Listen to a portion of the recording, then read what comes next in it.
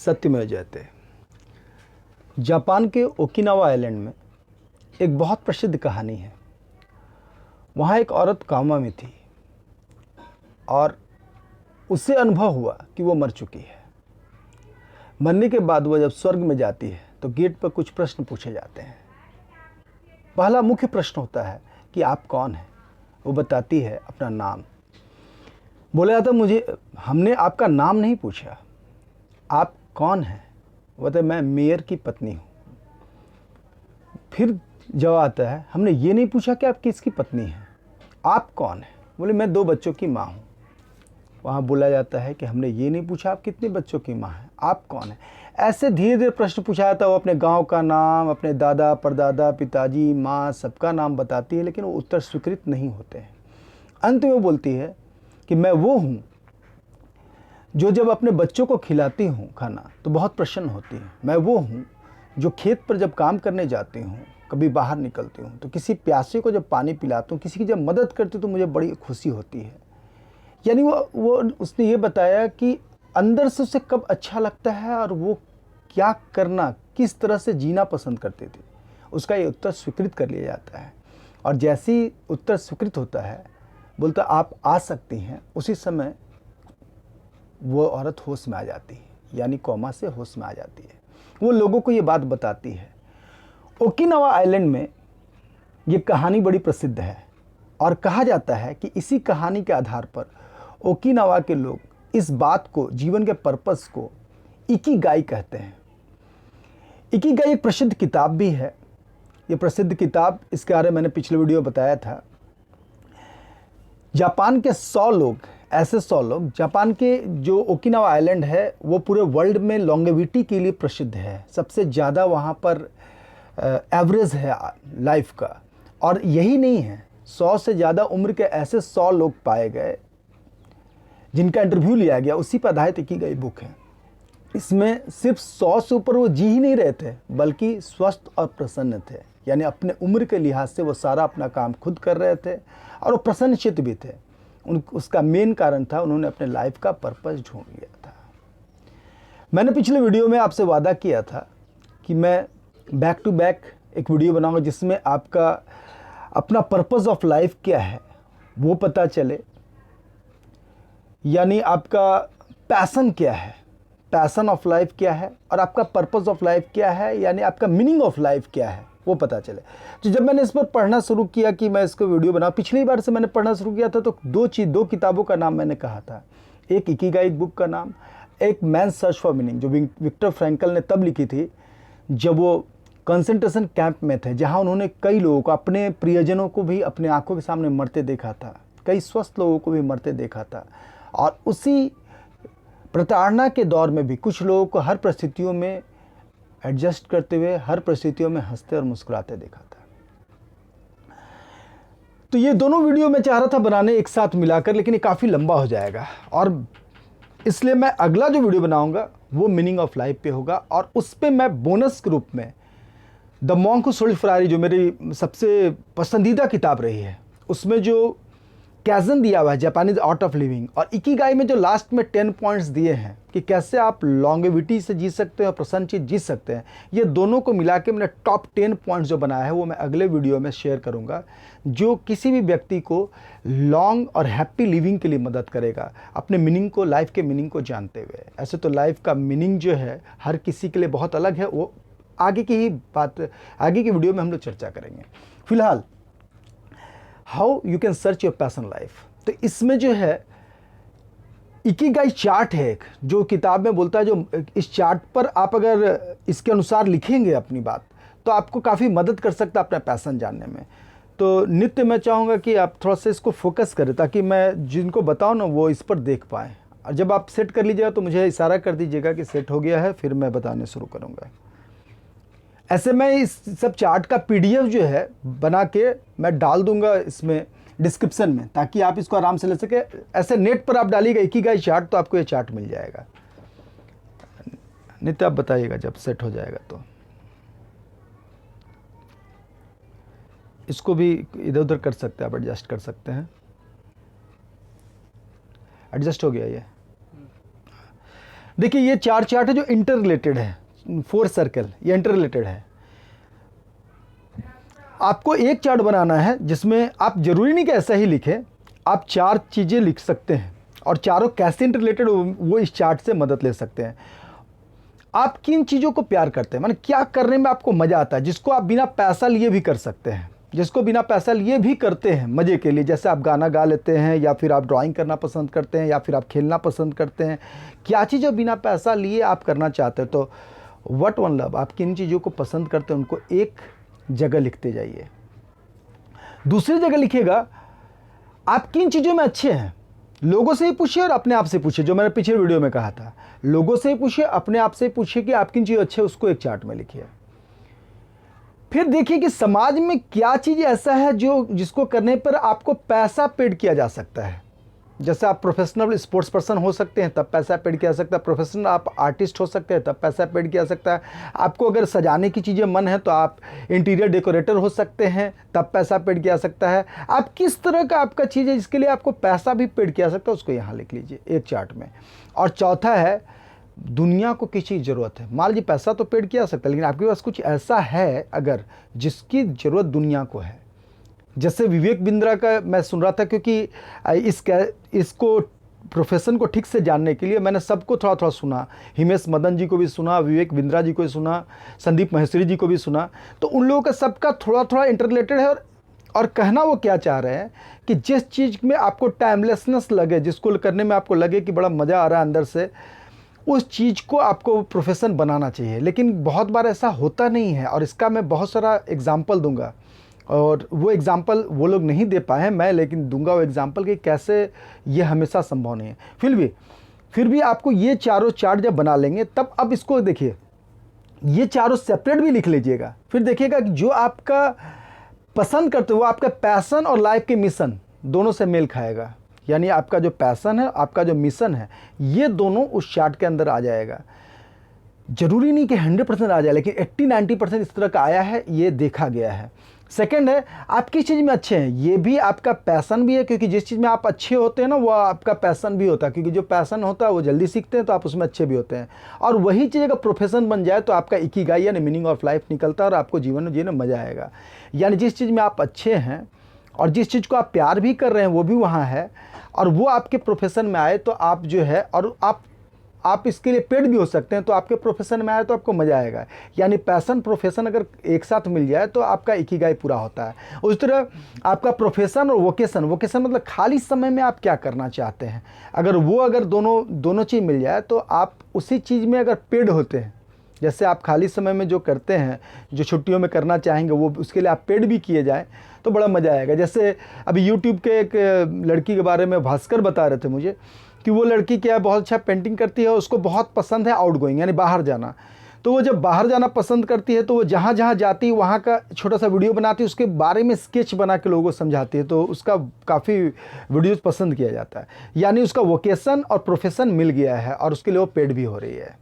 तो वहाँ भी इकिगाई आपका पूरा होता है, यानी कि लाइफ का एक पार्ट पूरा होता है, यानी आपका मीनिंग भी निकलता है लाइफ का। उसी तरह वर्ल्ड को क्या चीज़ ज़रूरत है, अगर वो आपके मिशन और वोकेशन में आ जाए तो आपका ये मिशन भी आपके लाइफ को पूरा करेगा और वोकेशन में भी आप वो काम करेंगे जो वर्ल्ड को ज़रूरत है। तो ये चारों इंटर रिलेटेड है। अब ये चारों चीज़ बनाने के बाद आप लाइफ के प्रोफेशन को ढूंढ सकते हैं। दूसरा एक और चार्ट है जो मैं आपको दिखा रहा हूँ। अब ये देखिए, ये मुझे और आसान लगा, ये थोड़ा आसान लगा किस तरह से, इसको भी मैं PDF में डालूंगा। देखिए यहाँ नित्य दिखाई दे रहा है, देखिए तो ये हाँ दिखाई दे। आई लव दिस वर्क्स, ये नित्य की ही राइटिंग भी है, क्योंकि मेरे पास थोड़ा समय कम था तो उनको मैंने दिया था कि आप लिख दीजिए और मुझे तो अच्छा ही लग रहा है writing. I love this works and I am good in this too. अब एक ये बड़ा सा बनाएगा ऐसा चार्ट जिसमें पूरा ये लिखिएगा कि हम ये काम करना पसंद करते हैं, इसमें हम अच्छे भी हैं। दूसरी तरफ उसके जस्ट साथ में आई love this works but I am not good at this. हम पसंद तो करते सब करना, जैसे मैं अपने बारे में बताऊँ तो मुझे ड्राइंग बड़ा पसंद है लेकिन मैं कर नहीं पाता उतना अच्छा। मुझे गाना भी पसंद है लेकिन मेरा सुर उतना अच्छा नहीं है, आवाज़ उतनी अच्छी नहीं है, लेकिन मुझे गाना भी बड़ा अच्छा लगता है और मुझे लगता है अधिकतर लोगों को अच्छा लगता होगा।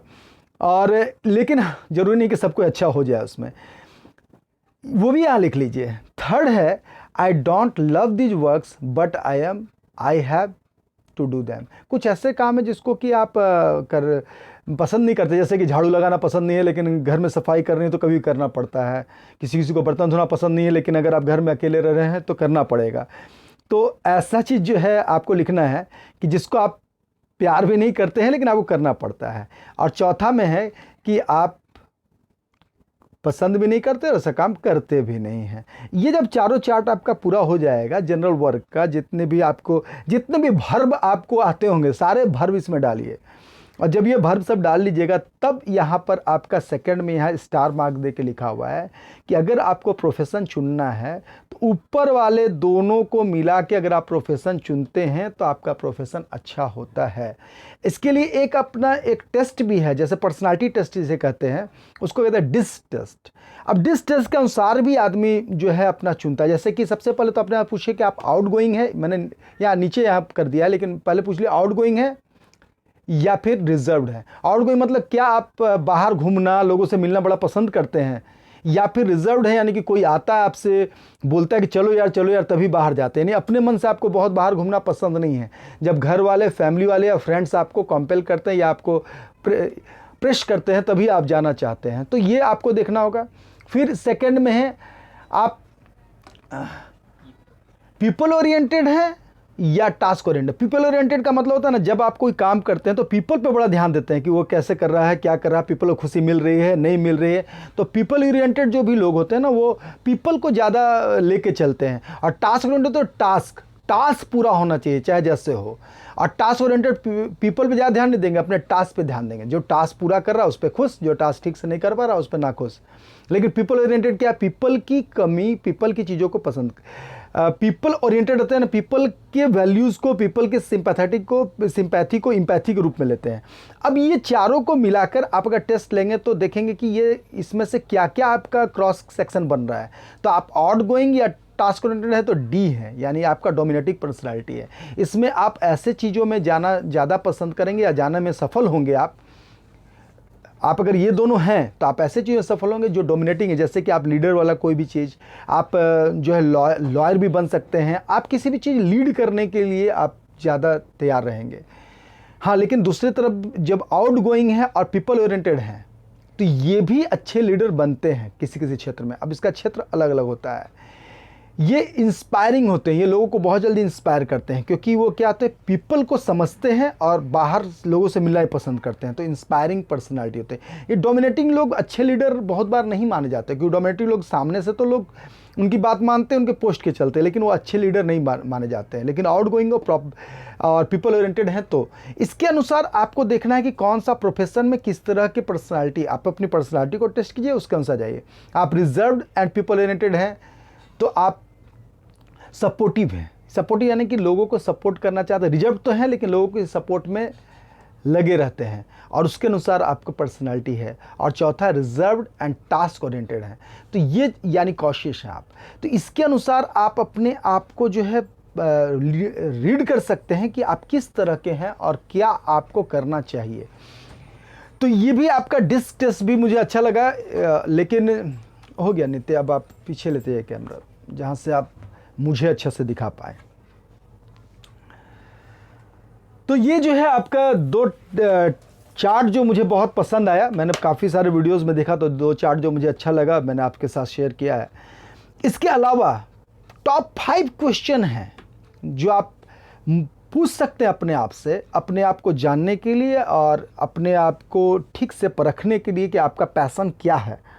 टॉप 5 क्वेश्चंस क्या है? तो पहला है what do you have the most fun doing. ये लगभग इंटररिलेटेड है। इसको भी पांचों क्वेश्चन भी मुझे लगता है आप लिख लीजिए, क्योंकि जब टेस्ट लीजिए तो अच्छे से अपने आप को ले लीजिए।